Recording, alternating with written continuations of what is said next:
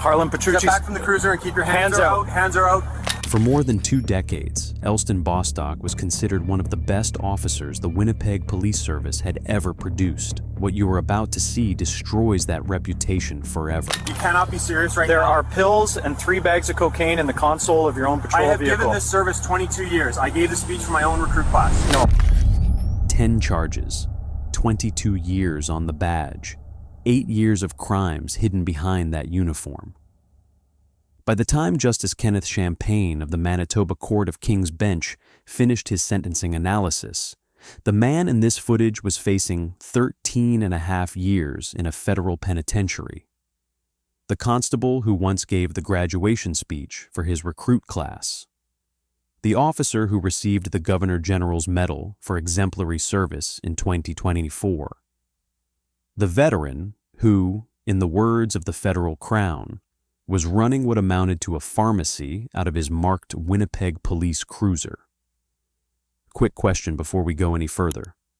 What would you do if you found out the officer who pulled you over last year was selling cocaine out of the trunk of that same cruiser? Drop your answer in the comments, and if you're new here, subscribe right now. We cover the cases that mainstream Canadian media buries, and this one buries a lot. Elston Bostock was born in Winnipeg, Manitoba in 1976. His parents had moved to the city in the mid-1970s, part of the wave of Caribbean families who settled in Canada's prairie provinces during that decade. Recruited, in many cases, by hospitals and school boards, looking for workers willing to take prairie winters in exchange for steady employment. His father took a maintenance position with the Winnipeg School Division. His mother worked the overnight shift at the Health Sciences Center on William Avenue, transporting patients between wards, sterilizing equipment, mopping operating room floors at 2 a.m.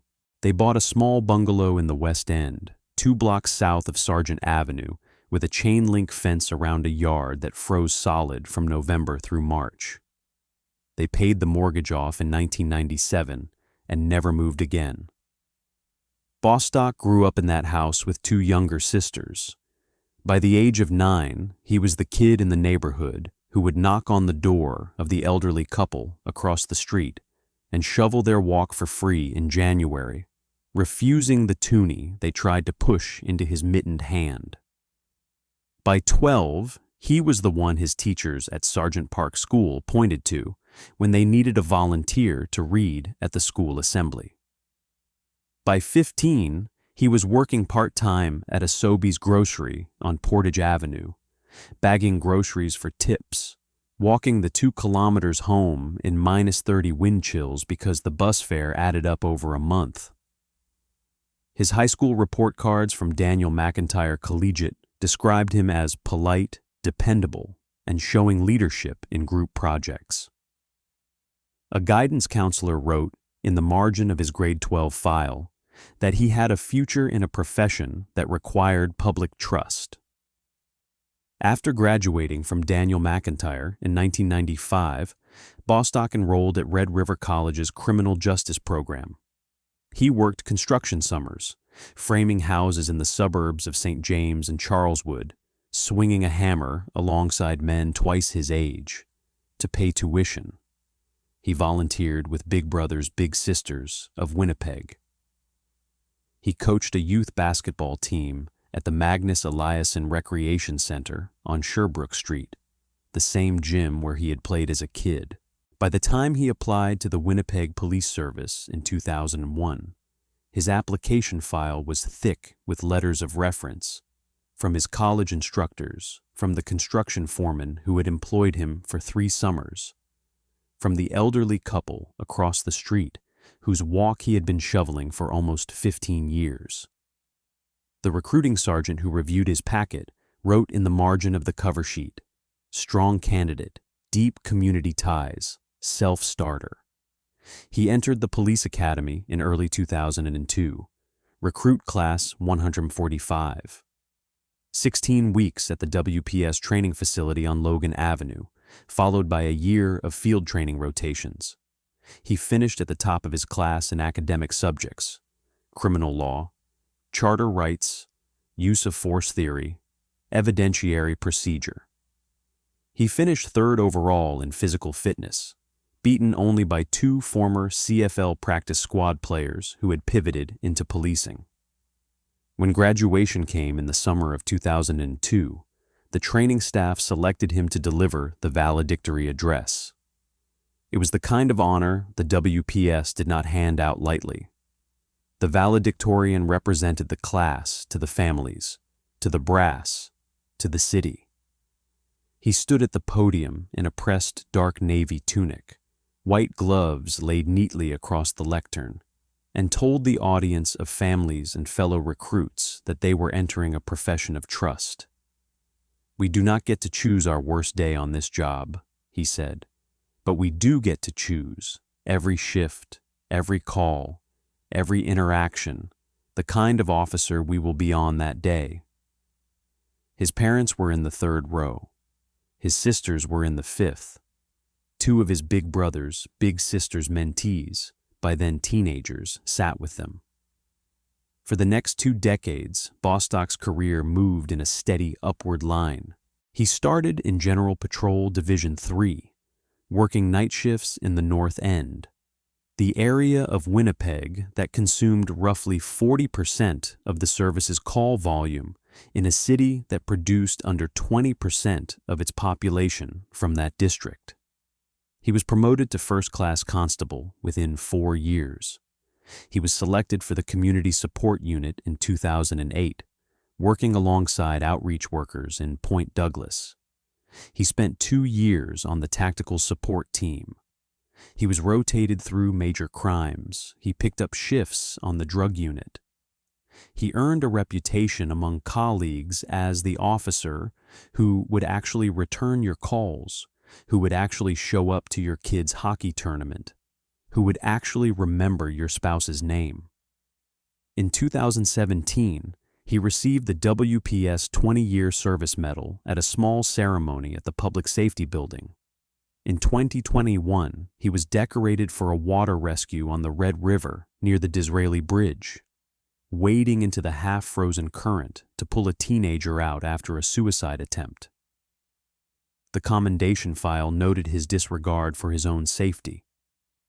In 2024, he flew to Ottawa to accept the Governor General's Medal for Exemplary Service in Policing, a federal honor awarded to officers with 2 decades of distinguished service and an unblemished record. The photographs from that ceremony show him standing at attention in his dress uniform, white gloves at his sides, the Governor General pinning the medal to his chest. He was 47 years old. His mother was in the audience. She had retired from the Health Sciences Center the year before.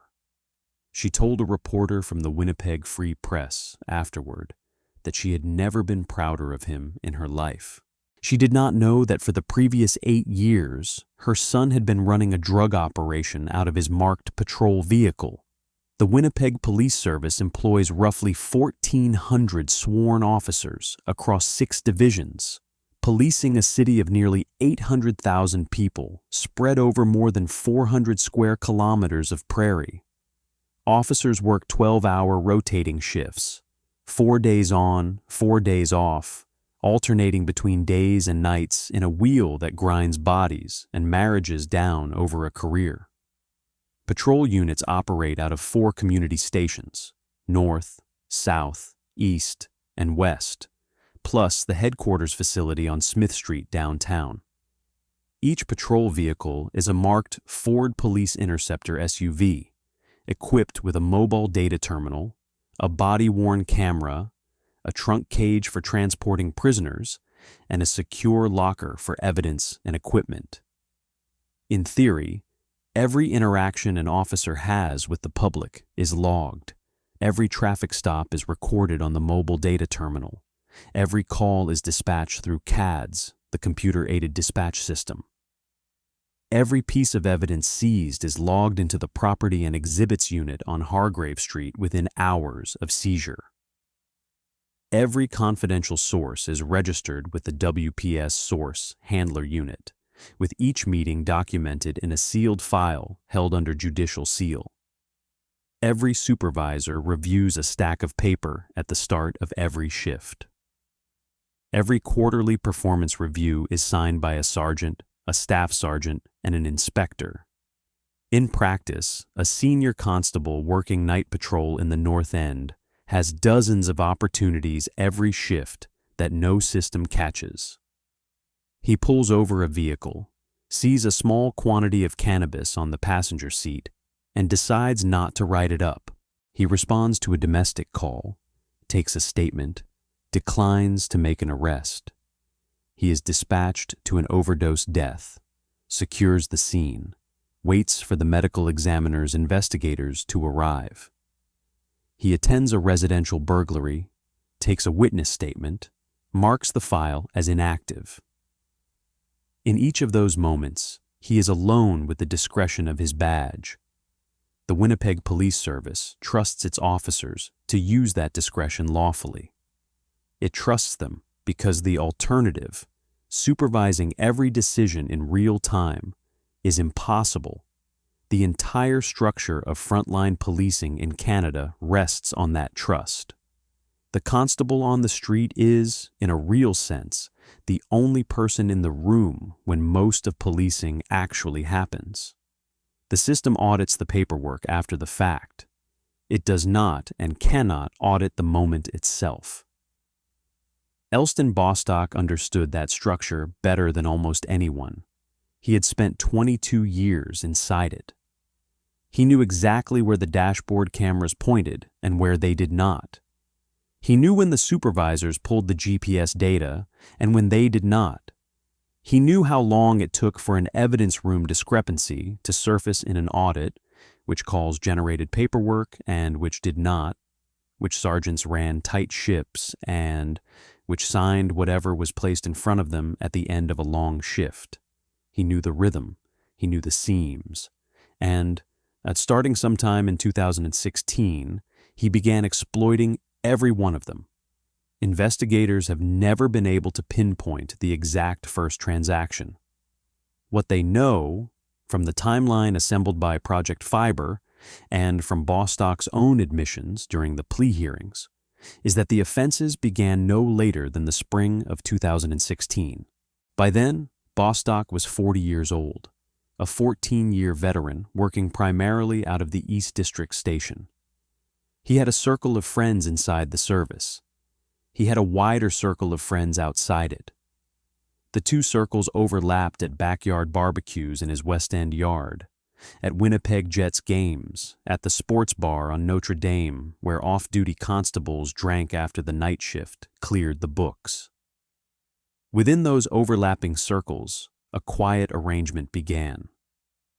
Federal Crown Prosecutor Janna Hyman would later describe the operation with surgical precision. This was in the nature of a pharmacy, she told the court, in the sense that whatever substance people wanted, Mr. Bostock was prepared to either provide from his own supplies, or he was prepared to go out and source and sell. Cocaine, for the colleagues who used it on weekends and could not exactly walk into a stranger's bathroom to buy it. MDMA, for the friends who still went to summer music festivals at the Forks and at Birds Hill Park. Psilocybin mushrooms, for the ones who had moved on from harder drugs and called it microdosing. Xanax, for the colleagues who could not sleep after bad calls and would not see a doctor about it because of what it might do to their fitness for duty file. The Crown was clear about the motive. Bostock was not getting rich. He was not running a high-margin operation. There was no evidence, none, that he was reinvesting profits into more inventory, laundering money through shell businesses, or building a cash hoard. He drove a leased Jeep. He paid his mortgage on time. His credit card statements showed normal middle-class spending. The Federal Crown characterized the entire enterprise as akin to social trafficking to friends and colleagues. He was selling drugs the way a bartender pours drinks, to people he knew, at prices that covered his costs, with the casualness of someone passing a beer across a fence. The locations were the part that, to anyone outside policing, sounded impossible. He sold from his marked Winnipeg police vehicle.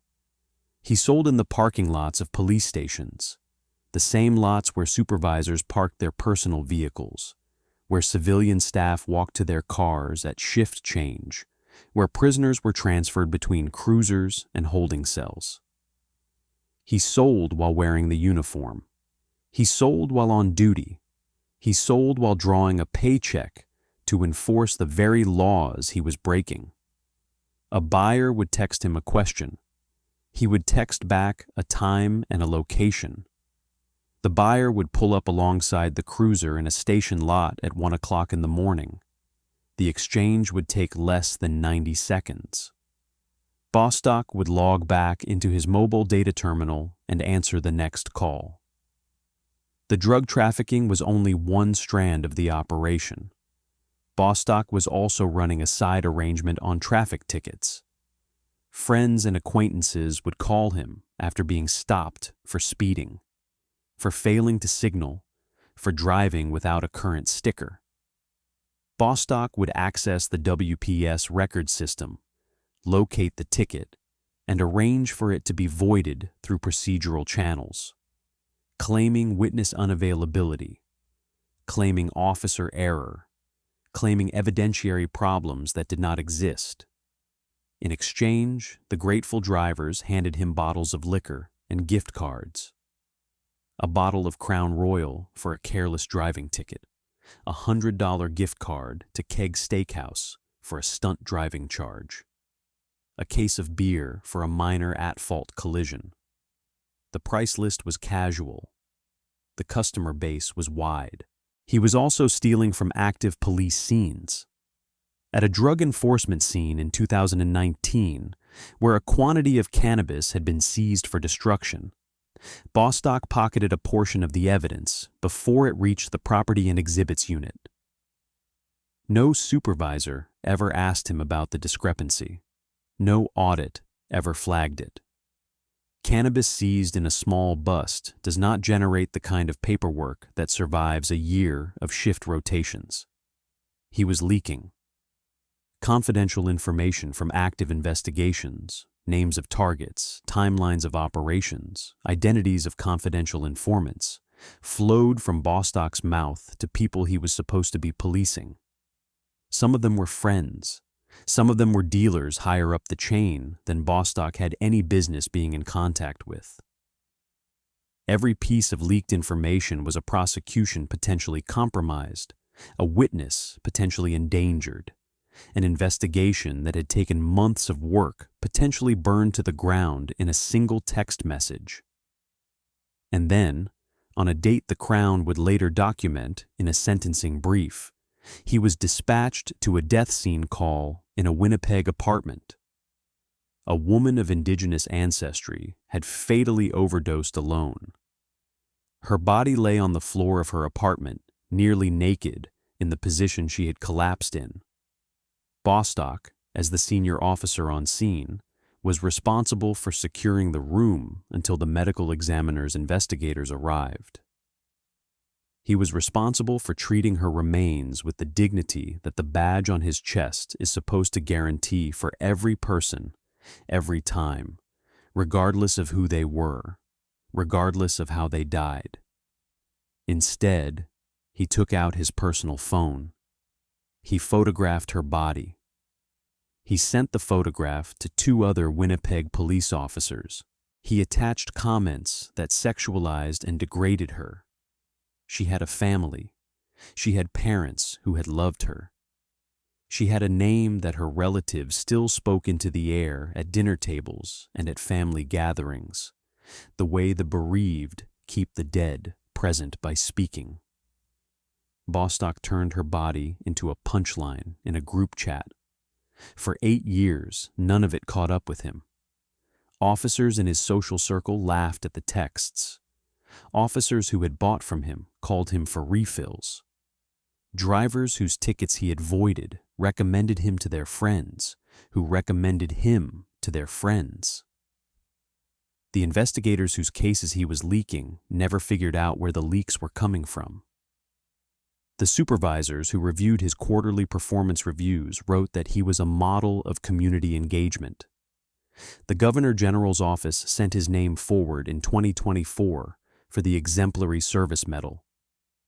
And on the night he flew home from Ottawa with that medal in a velvet-lined presentation case, he stopped at a Tim Hortons drive-thru in his off-duty Jeep, ordered a double-double, and drove home through a snow squall to the same West End bungalow his parents had bought in 1979. The catalyst was not a slip on his part. It was not a transaction caught on video. It was not a phone seized in an unrelated traffic stop. It was, in the most banal sense, people who knew. In April 2024, the same month Bostock was likely preparing the wording of his Governor General's medal acceptance, the same month his mother was buying a new dress for the ceremony. Multiple confidential sources made independent contact with the Winnipeg Police Service's Professional Standards Unit. The sources reported, without coordinating with one another, that a long-serving WPS constable was associating with individuals involved in illicit activity. They reported that the constable was providing police information to those individuals. They reported the constable's name. They reported it the same way.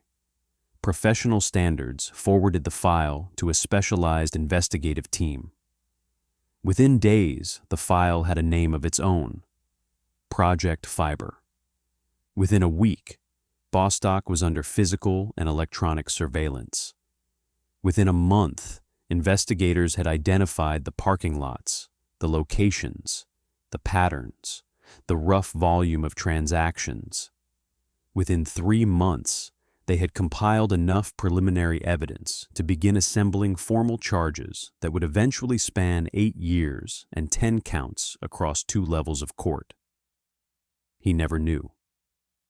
Through the summer and into the fall of 2024, Elston Bostock continued reporting for shifts. He continued making calls. He continued selling. He continued texting. He continued telling himself, as Justice Champagne would later put it, that he was untouchable. He stood on a podium in Ottawa with the Governor General of Canada and accepted a medal for exemplary service. He drove home. He went to work the next Monday and ran a transaction in a station parking lot at the end of his shift. The surveillance team watched it happen and logged it into the Project Fibre file.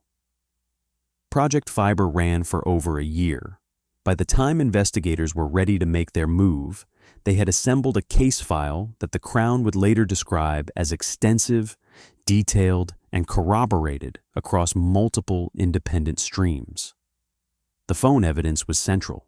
Bostock had used his personal device for the trafficking arrangements, the ticket-fixing negotiations, and the lewd messages about the dead woman. Investigators obtained judicial authorization to extract the contents of that phone. What they found ran into the tens of thousands of messages.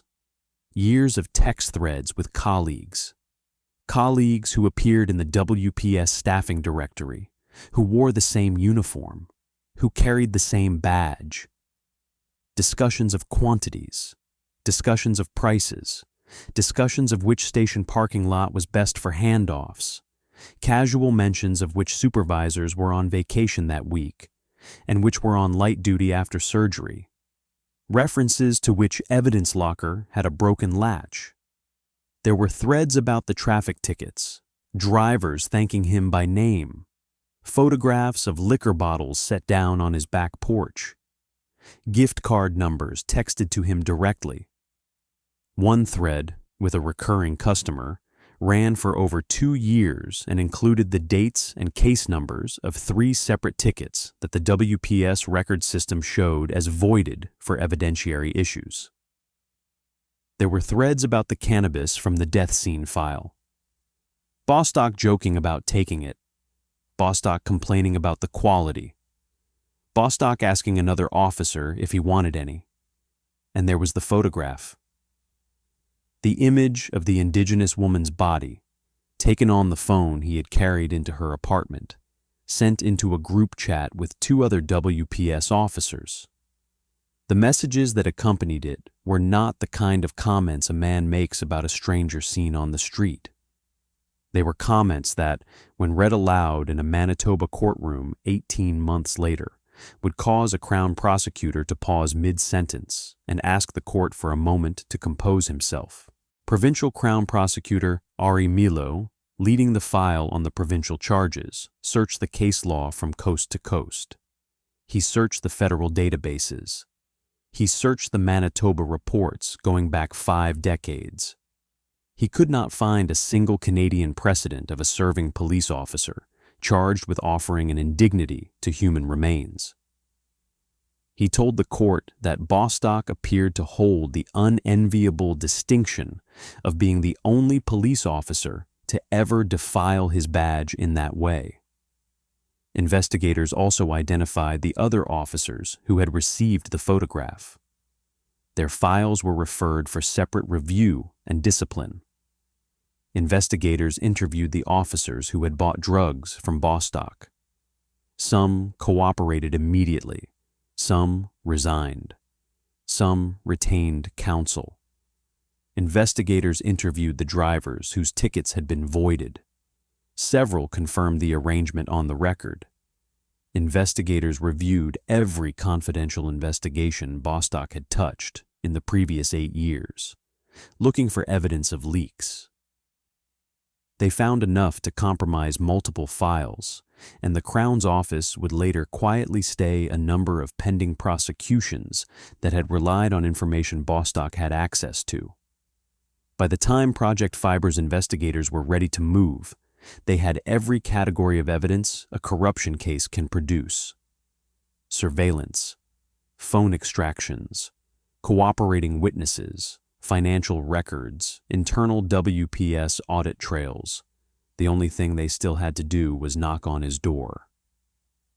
We're about to get into the arrest and the courtroom. Before we do, if you've made it this far, you already know this channel is different. Subscribe and hit the notification bell. The sentencing arc in this case is something else entirely, and you do not want to miss what Justice Champagne says next. The arrest was scheduled for a weekday morning in the spring of 2025.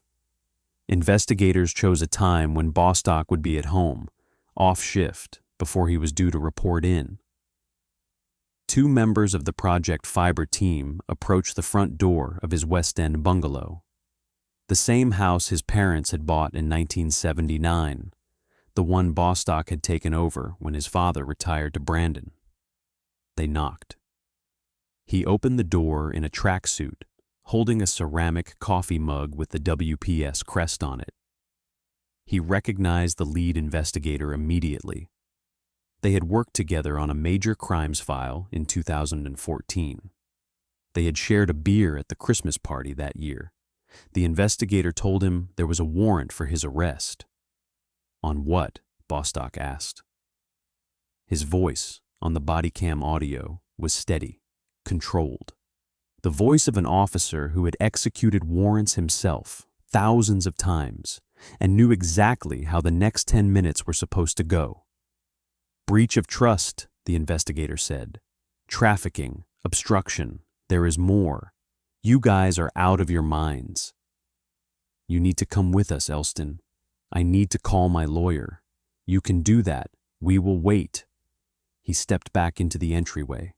He set the coffee mug down on a side table. He looked at the investigator for a long moment. 22 years of his life. The man standing across the threshold representing all of it. The academy, the recruit class, the valedictory speech, the medal, the career. You know what I have done for this service, he said. I know what you have been doing for the last 8 years, the investigator answered.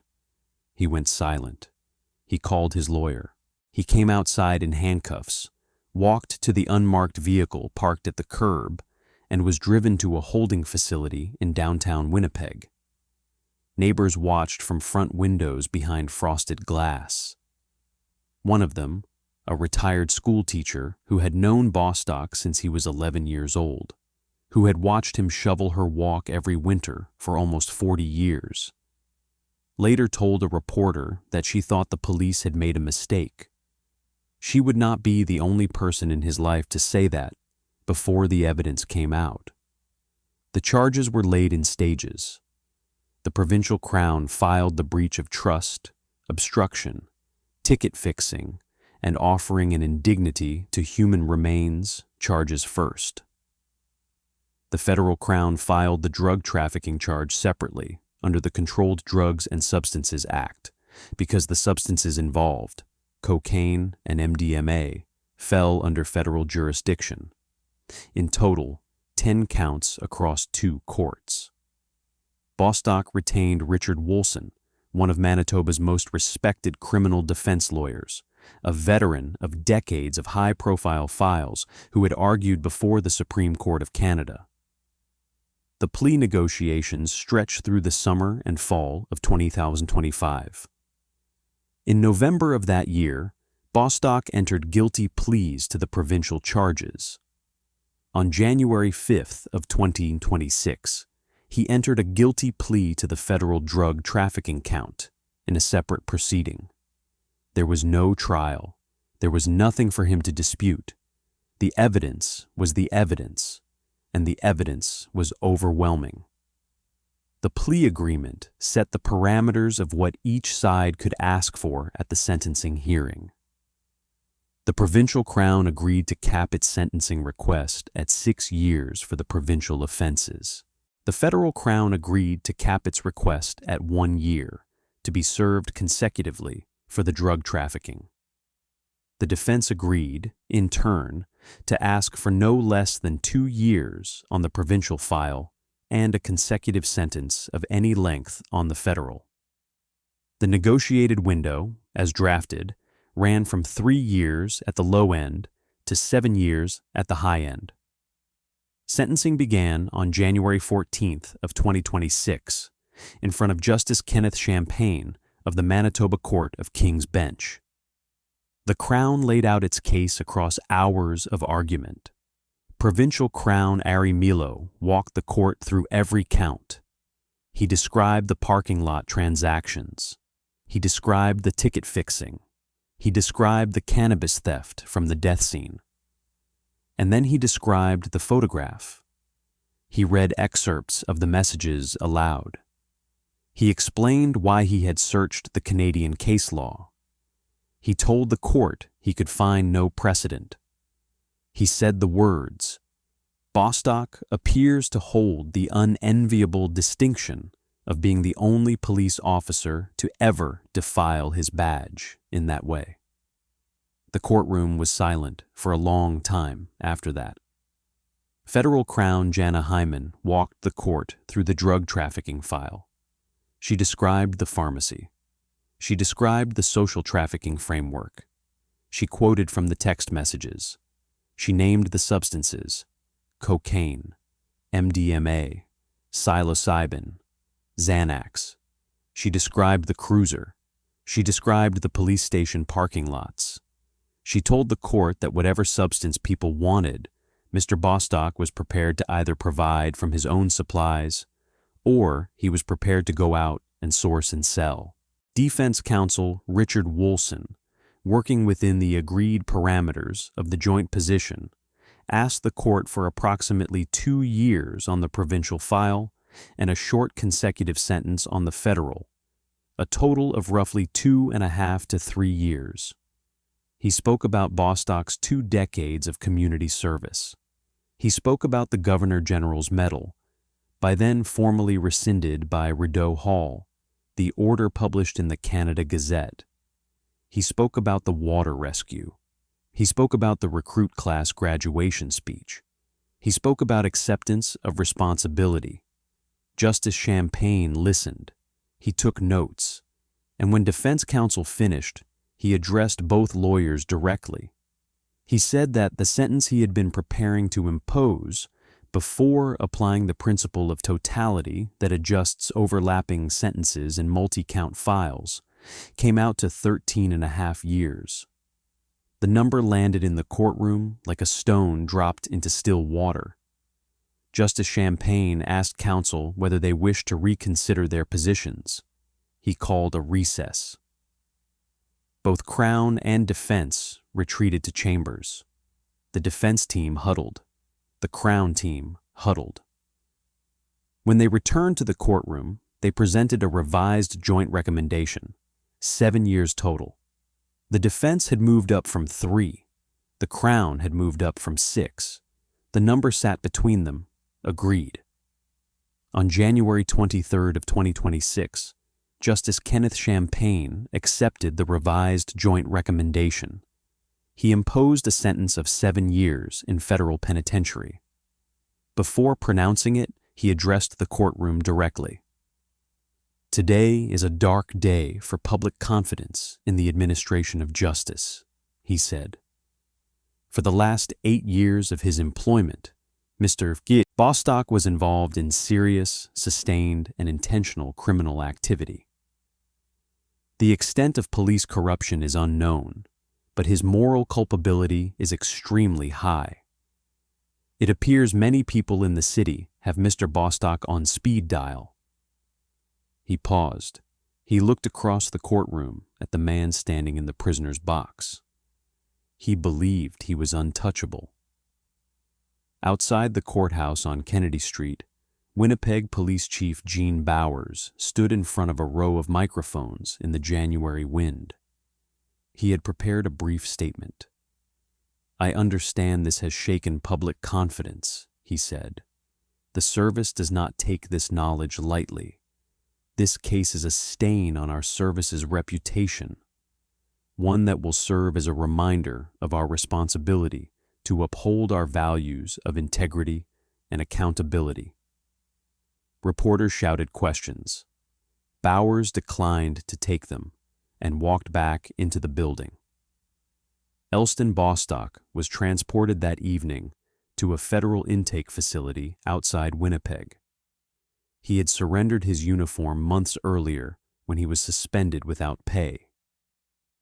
He surrendered the WPS 20-year medal, the Water Rescue Commendation, and, at Rideau Hall's direction, the Governor General's Medal for Exemplary Service. The medal was formally rescinded by an order published in the Canada Gazette. His name was struck from the registry. The case is the first in Canadian history in which a Governor General's Exemplary Service Medal has been revoked from a serving officer for criminal conduct in the line of duty. The Indigenous woman whose body he photographed was named in the court record under a publication ban requested by her family. The family released a brief statement through a Winnipeg legal aid clinic on the day of sentencing. They said the case did not give them justice. They said no sentence could. They asked the public to remember her as a daughter, a sister, a mother, not as the punchline in a group chat that had run for years before anyone in authority noticed. Elston Bostock will be eligible for parole after serving 2/3 of his sentence. He will be in his mid-50s when he is released. The constable who gave the graduation speech in the summer of 2002 will never wear a uniform again. This case was a stain on a service's reputation. But the case on the right-hand side of your screen right now is something Canadian policing has still not fully reckoned with. Click it.